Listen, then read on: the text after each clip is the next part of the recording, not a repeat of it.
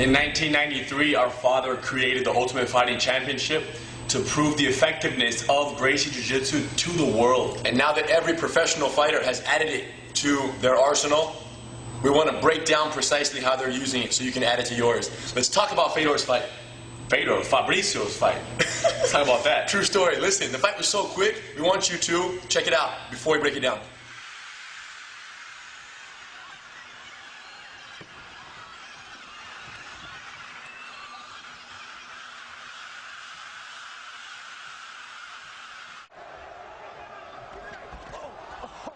And he drops it. Fedor jumps on it. Fedor trying to hold on to his arm, going for an arm bar. He almost got caught in an arm bar there. Hammer fist by Fedor. Fedor trying to wrap him up. He's got his arm again. He's got it again. He's got it straight. He's got it locked. He's almost got it locked. Here comes the triangle choke. Fedor He's deep in a triangle choke. Fedor is very deep. Fedor.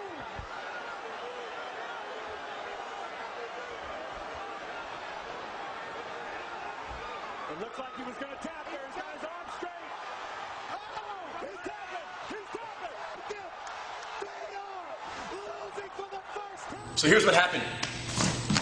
As you just saw, of course, the stand-up Fedor, right? 1, 2, boom, boom. We got the hands. Fabricio falls down. Fedor got excited. He smelled the blood, right? So he comes in, open guard, stage 5 punch block series. Fedor comes in for the heavy punches. And what he did is he threw one of these legs and he threw the punch right here, but the leg slipped off. Boom! The leg slipped off. So he threw the big left after trying to clear the ankle, but Fabricio intelligently brought it off and we landed here. As soon as we landed, he crossed his feet around the neck. Fedor felt the danger, hold the wrist. He started going for the arm lock right here, put a little pressure, but Fedor was strong enough with his hand to muscle it off his head. As soon as he cleared right here, he either left his hand in the party, or Fabricio kept it in the party. You can't really tell from the angles, but in either case, the hand stayed in the party, which means he can use his hand, bring your legs up high in the sky, start bringing it back over my face. Boom! So in other words, Fedor slipped out. He was free to go, but the leg came back and locked his neck. It's very unlikely that this hand was being controlled by Fabricio 100%. Yeah, like Fedor threw it and thought he was like, boom! Because I can't keep your arm here. Correct, I'm gone. It's not Fedor could have pulled the arm out. Now, hold it there. Even if he doesn't hold it, he was trying to hit from here, which means when the legs came back over. Now, here's the difference. We end up in the exact same position that he originally landed in. The problem is, now I'm ready. once the big guy, strong guy, doesn't matter, Fedor or any street fight big opponent, gives away that first movement, that first behavior, an intelligent jiu-jitsu master will, I guess, learn their behavior and prepare for it more diligently next time. So the second time, his legs were much tighter. Hold on, just lock your legs a little bit, partial triangle, partial. He didn't grab the ankle yet. Now squeeze your knees. He tried to turn and slip his head out, but he started putting pressure right here in the arm. Put your pressure. The arm lock right here.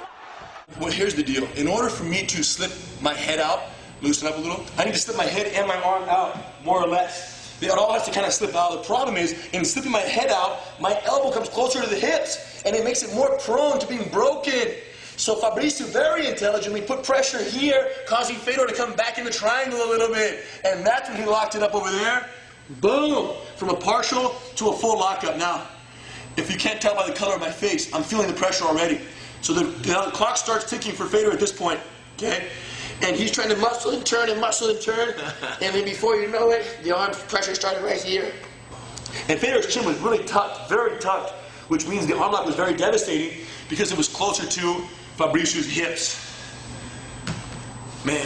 Either way, the choke most likely is what Fedor lost to the choke. Yeah, I guess. Although there's arm lock pressure being applied, the choke started much sooner. Yes. And someone at his, weight and his power, he's using so much energy to get out that he can barely breathe. Not to mention, when a triangle is locked, not partially, but fully locked, on someone as thick and as broad as Fedor is, when the legs lock up, and even though he's not pulling the head in a traditional triangle fashion, there's barely any gaps. In other words, it's like a big guy wearing a shirt that's too small for them. It's automatic pressure. So he was feeling that the whole time. And finally, but I think the critical moment of the whole fight was while Fabricio was using the arm lock to prevent Fedor from slipping out, he had to come back in the party. Which means he had to stay in the triangle. So he couldn't slip out the way he'd like to. So, Congratulations to Fabricio for using jiu-jitsu so efficiently. And let's not take anything away from Fedor at all, you know? I mean, the guy's one of the all-time greats, no questions asked.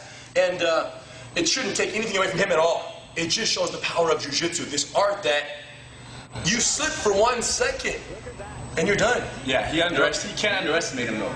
Yeah. He went a little too excited. Of course, once you're locked in the triangle, there are many things you can try. Emergency escapes, go crazy, go left, go right, pick him up, slam him, whatnot. But what was the most common, the most important mistake to avoid for people in the top position in the open guard? Don't go Fedor. Don't go crazy and try to smash on the person from inside the guard. It's very risky. It worked for him for so long. Yes, it was just a matter of time. It was just a matter of time. So, most important details. When you're in top, don't smash down with punches. Every time you throw a punch, you're extending one arm in your neck. It's triangle city right there. For the bottom person in the open guard, yes, being there and the punches flying down can be very intimidating. Protect your face, but don't overlook this possibility of when one arm extends to your face, lock the neck and the arm together, and use the trick of the arm lock to keep them in the triangle, because they're going to want to turn the corner and slip their head out. It's really common to get hit once with one of those Fedor punches. Like he half out of it. Yeah. And you can't even think about triangles anymore. Yes. Because you just don't want to be killed, and you almost allow the guard to be passed, Yes. or you just get hit again and again and again. Fabricio saw beyond the fire and locked the neck, and once the neck was wrapped with his legs, he knew it was coming. He's done it many times to a lot of other people, and it was just a matter of time. So congratulations to him. Fedor for sure is coming back, and won't make the same mistake again. Yeah, best lesson of his life. But we wanted you guys to know kind of how that was going down. It didn't happen in the fight, but it could have. When Fedor was locked up by the neck, boom. One very common thing that happens, let's talk about the difference in a street fight and the reality here. In MMA, is people will get locked up by the neck right here, then the guy will pick him up, boom, and slam. Try to pick you up basically 100% and slam you. And it's actually happened in MMA, right? I'm surprised Fedor didn't try it, to be honest. But Fabricio's a really big guy too, even a little bigger than Fedor. And he was tired too. So in either case, once they get locked up right here, if this person in my position wants to pick you up and slam you, in MMA with soft mats, you might be able to let yourself get picked up a little bit. But in the streets, you do not get picked up. You do not let your back come off the ground ever. So if they do pick you up, you better let go of the leg and abort the mission, because you're going to get slammed in the street and you, of course, break your neck, back, whatever, and or hurt your head very badly. Or what Fabricio would have done, probably, stand up please, yes, is as you get up right here, hug the leg. So he would have wrapped his arm around Fedor's leg, which keeps him grounded. You're stuck to the foundation, which is the person's leg, and there's little risk. So, you guys, we broke it down.